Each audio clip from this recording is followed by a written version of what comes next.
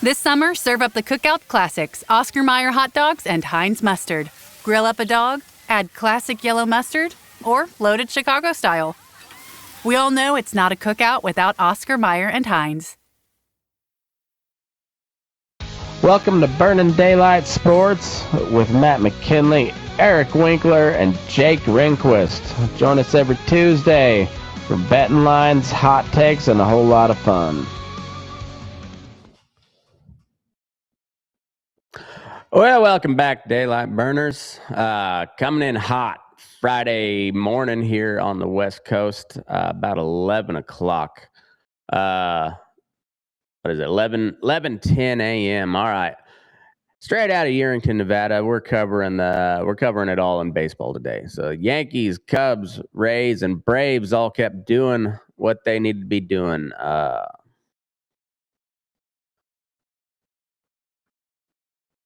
Okay, so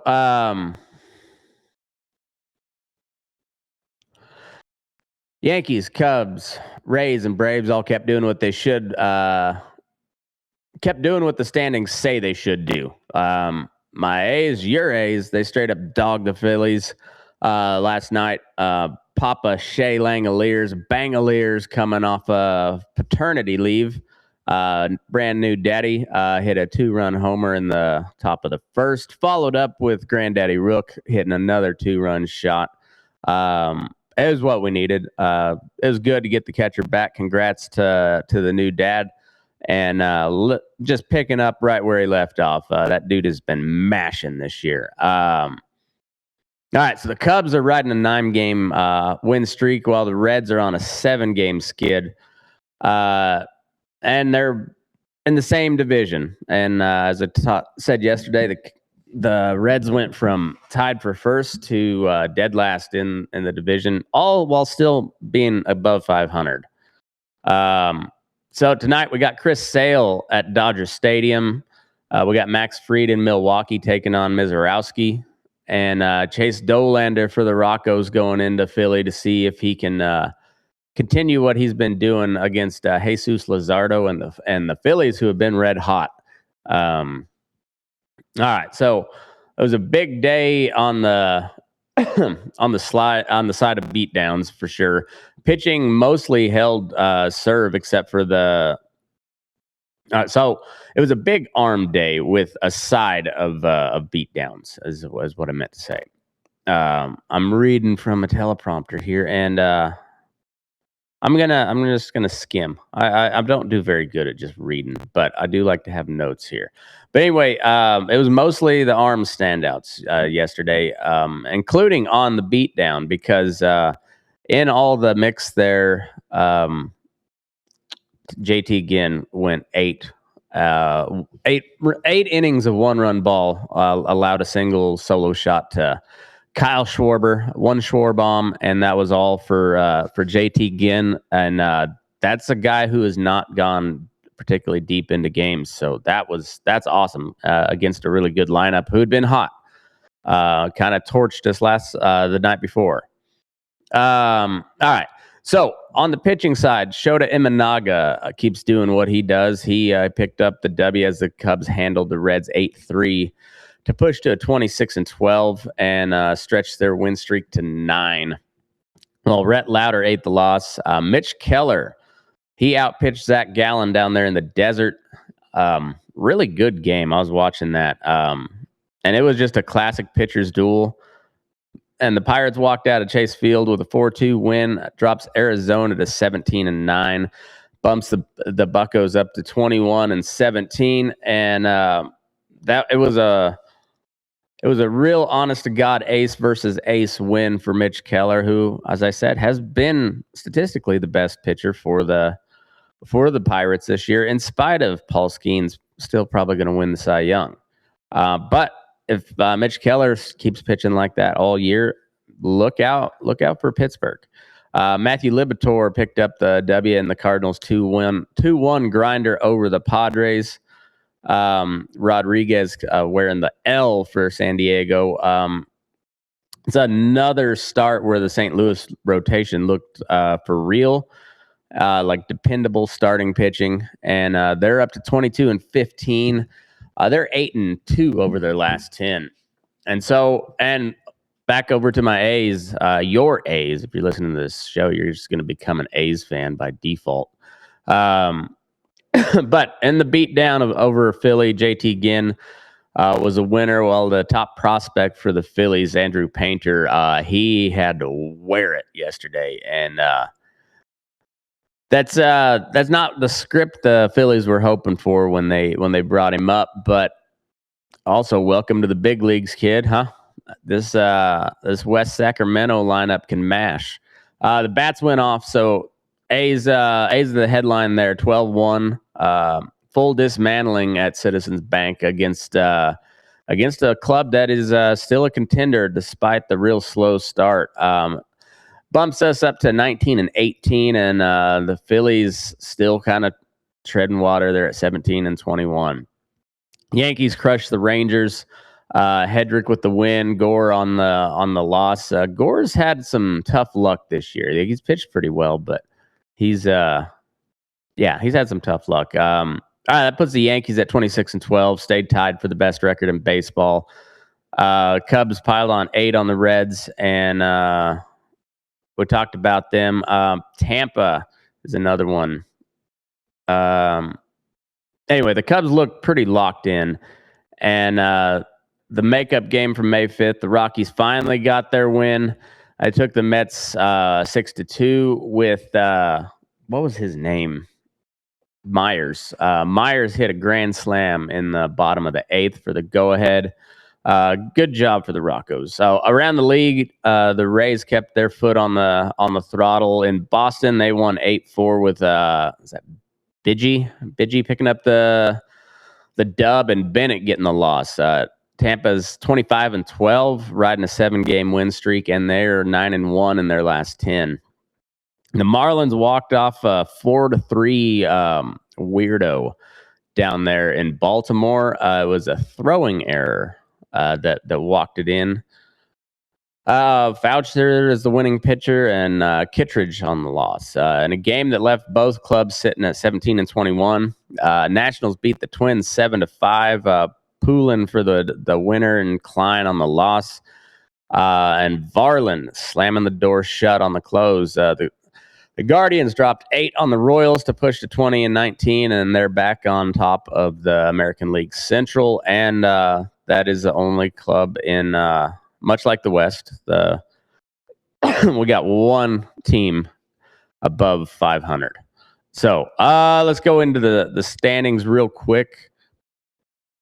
I'm way behind on my.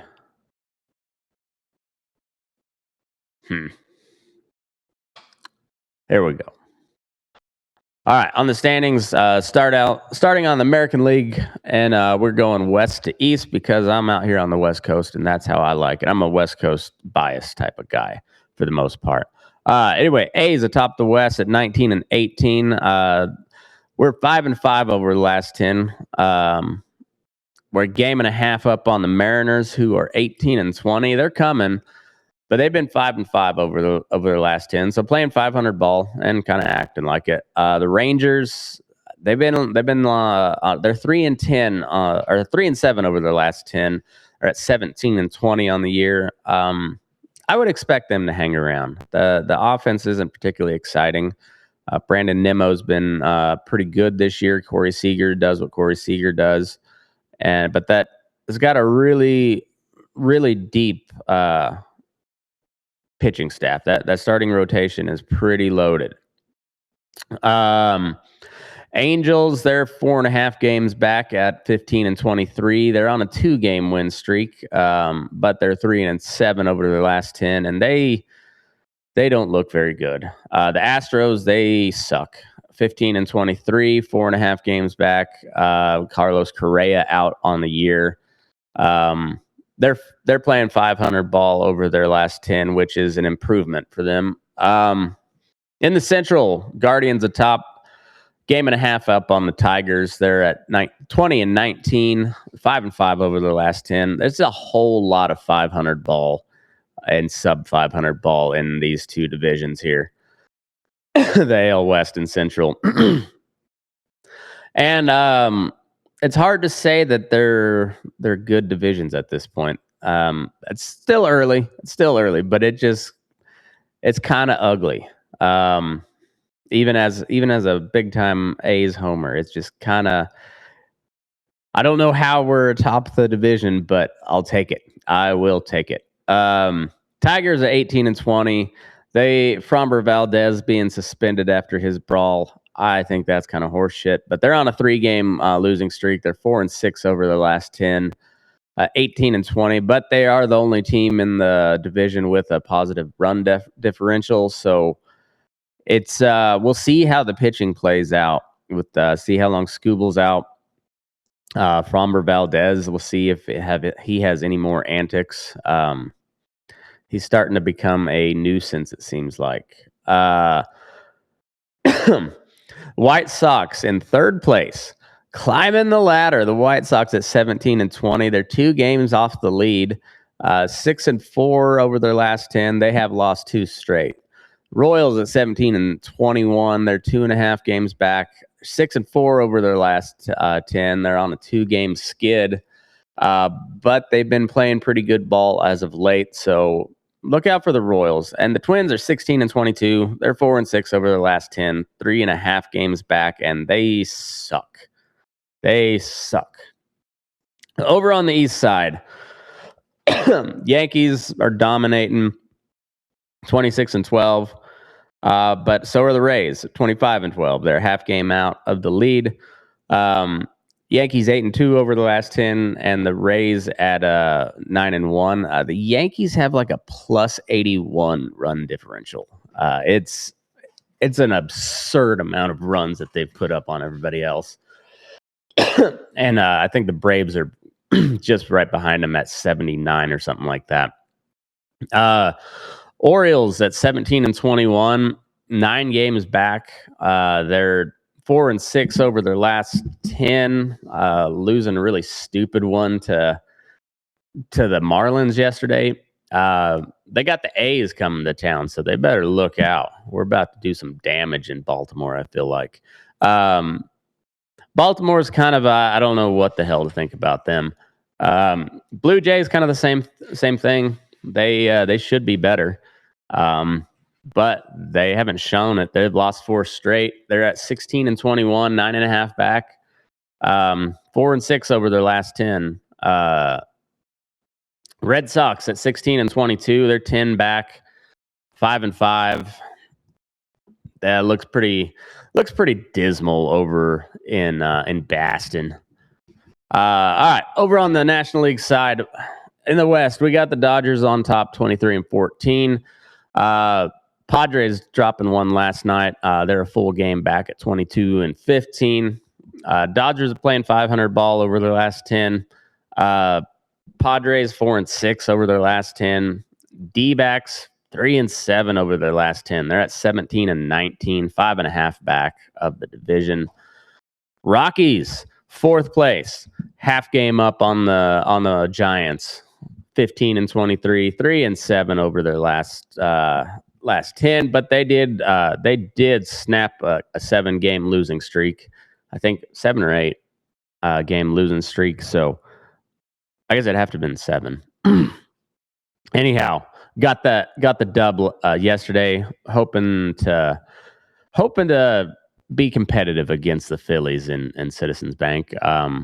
Luckily, that's a hitter-friendly park. Maybe we'll see some offense from the Roccos. The Giants suck, 14-23, 9 games back. They're 2-8 over their last 8. Dropped 2 straight, or 2-8 over the last 10, and dropped their last 2. National League Central still just a fun little division. Really good ball. Cubs are 3.5 up on the Cardinals, sole possession of the lead at 26-12. They don't look like they're going to relinquish it for a little bit anyways. They've won 9 straight, 9-1 over their last 10. Cardinals, however, they're 8-2 over their last 10. They're at 22-15, only 3.5 back. They're looking like a pretty good ball club so far. Pirates as well. They were just the other day at the bottom of the division, and above 500. But they're 21-17. They're 5 and 5 over their last 10. So kind of meh. But they've won 2 straight off 2 stellar pitching performances from their ace and co-ace, Skeens and Keller. I think the Pirates might be sneakily good this year. I think it might hold out. We'll see. I don't want to jinx those guys, but they look like they're a pretty fun team. Brewers at 19-16, they're 5.5 back, 6-4 over their last 10. They're just they're there. They're doing Brewers things. Expect them to be up around here, but I don't know. This division's kind of hot. The Reds are not. They are red cold. Lost 7 straight. Got swept at Wrigley. They're 2-8 over their last 10. They're only 6 games out, but they need to snap that streak pretty quick. And over on the NL East, it's the Braves. Maybe here come the Phillies, but they got a lot of work to do. They're 9 games up, and the Braves are a wagon. The Nationals, 8 games back at 18-20. Braves are 26-12, plus 79 run differential, 7-3 over their last 10. They did lose a series to the Mariners, so they have that going for them. The Nationals at 18-20. Second place in the division, and they're 2 games under 500. They're 6-4 over their last 10, though. They're on a 2-game win streak, and they look, I don't know, kind of competent here lately. Granted, they were playing the Twins, who suck. So Phillies 17-21. They took 2 out of 3 from us, so they are 8-2 over their last 10. So happy to give them their latest loss. The Marlins 17-21, 9 games back, 4-6 over their last 10. Snapped a losing streak by squeaking one out on the Orioles. And the Mets, they kind of got right against the Rockies. They did take the series, but they're 11.5 back, and they just don't look very good. 5-5 over their last 10. All right, so in the AL West, the A's are the actual division leaders. I know they're a game over 500, and the run differential says let's not get too excited just yet, because we're still at a -10. The Mariners are at a +4, and that they have the best run differential in the division. Yeah, so the AL West is just kind of a mess. Texas just got bitch slapped by the Yankees, and they're 3-7 in their last 10. Houston's 15-23, and they got a -37 run differential, and they look kind of broke. And then the Angels are the Angels. They've won a couple in a row, but all in all, I do kind of like the A's odds in the West. It's looking to be like it's going to be just a kind of shit division this year. And well, okay, we'll take it if we can win a shit division. Well, division winner's a division winner. So let's go, A's. But they don't have to. They don't have to be great in this type of division. You just got to be functional and try to stay healthy. And so JT Ginn, that's the type of stuff we want to see. I don't expect you to go 8 every time, but all right, let's try for a quality start every time. That's a good goal, I think. I don't think it's unrealistic either. With the type of stuff he's got. So let's hope he can stay healthy, but hopefully, let's try to get a series win in Baltimore on the road, and then come back home strong. In the Central, Guardians took back the lead, taking one over the Royals. They got a -4 run differential. And then the Tigers, they're a game and a half back, but they're the only one with a positive run differential in the division. They got a +6. Or they got the highest run differential. I don't know if anybody else in that division has a positive, but the standings say that the Tigers are second, and the math says that they should probably be in front. But they're 4-6 over the last 10, and they're on a 3-game slide. But the more pressing issues, like will the pitching implode? Because it's it's rough week for Tigers fans. In the East, it's a 2-horse race with the Yankees and the Rays. And the Rays just playing out of their mind, and the Yankees look like they're definitely a wagon. But the Yankees' run differential is truly absurd. So they just beat Texas 9-2 on 14 hits. The Rays only have a 19 run, a +19. But okay, that's still pretty good. They're winning a lot of close games, whereas the Yankees are blowing people out. Orioles got a -37 run differential, and that's the worst in the division. They look like they're just not very good. I don't know what to say about them. And but then the Blue Jays and the Red Sox, I mean, they're your 9.5 back. They can claw back in it, but boy, they better get going. They better get going. The Yankees are off to a hot start, and the rest of that, and the Rays as well, but the rest of that division's not. National League, the Dodgers and the Padres, that's going to be the narrative for most of the season. We'll see if the D-backs can get a little bit of something going, because that's a pretty fun little ball club too. The Padres run differentials +6, so they're above water, but they're also winning a lot of close games. Central's stacked. We kind of went over all that. Let's go ahead and do we'll do a little preview for today. But so starting out 4:00 Pacific time, we got Jacob Lopez on the bump for my A's. He's taking on Kyle Bradish, righty for Baltimore.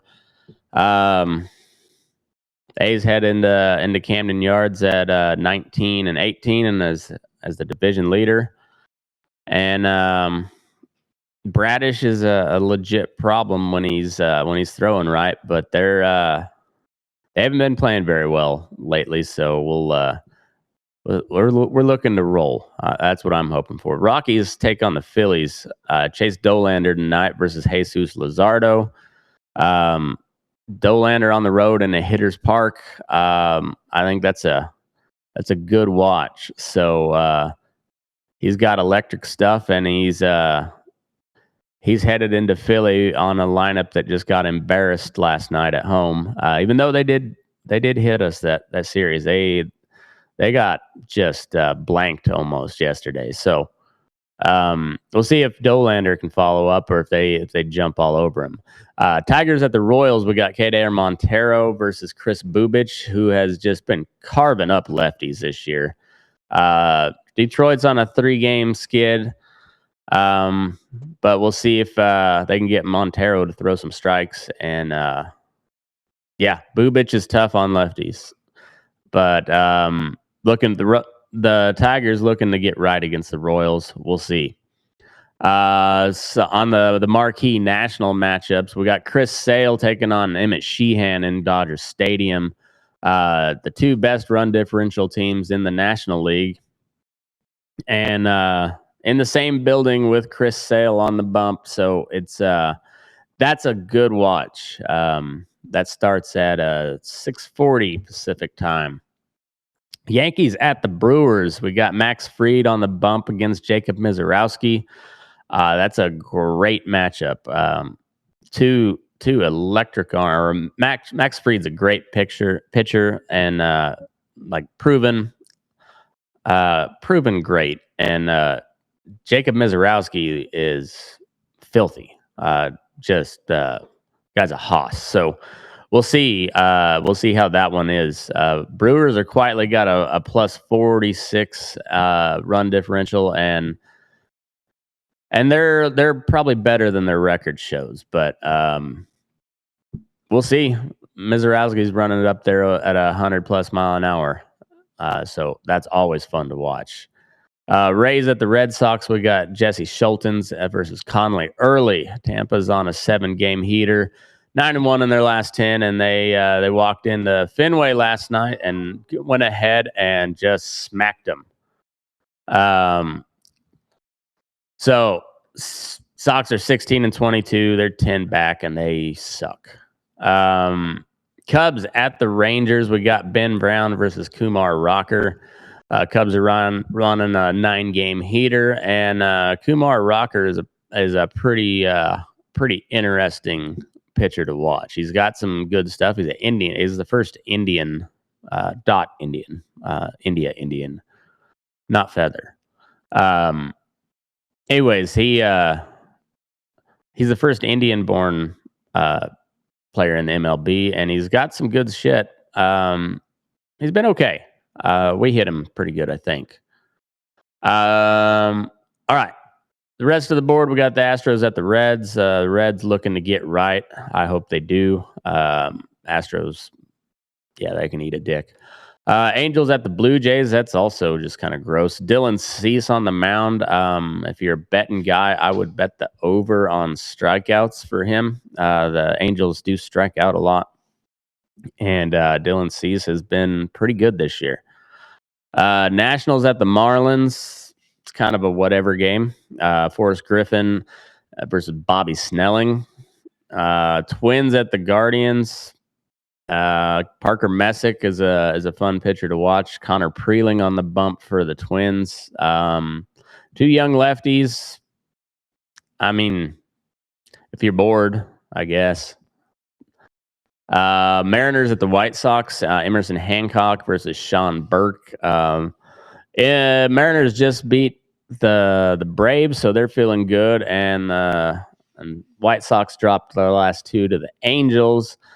But Sean Burke's been pretty decent this year, honestly. And that Murakami dude and Colson Montgomery for the for the White Sox, they're a pretty fun little team for being so shitty the last couple of years. And we got Mets at the D-backs. We got Nolan McLean and Ryan Nelson.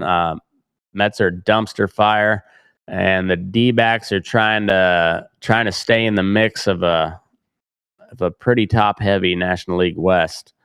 And they're looking to get right after dropping the last two to Pittsburgh. So, and the Mets are trying to get anything going at all. So it could be a fun series, but they're not very good teams at the moment. Cardinals at the Padres, great matchup. We got Michael McGreevy versus Griffin Canning. It's a late game, so it's 6:45. That's fantastic.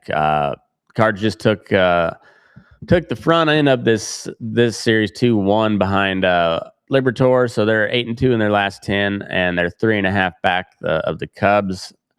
If St. Louis can take this series, it looks like we're going to need to start talking about them like a real team, because the Padres have been playing really good baseball. They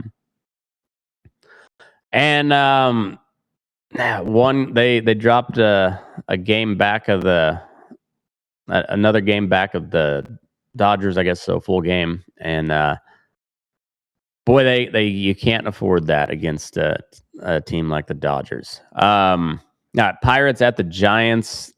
Was it Carmen Molansky versus I don't know if as of right now, I don't know who the probable is for San Fran.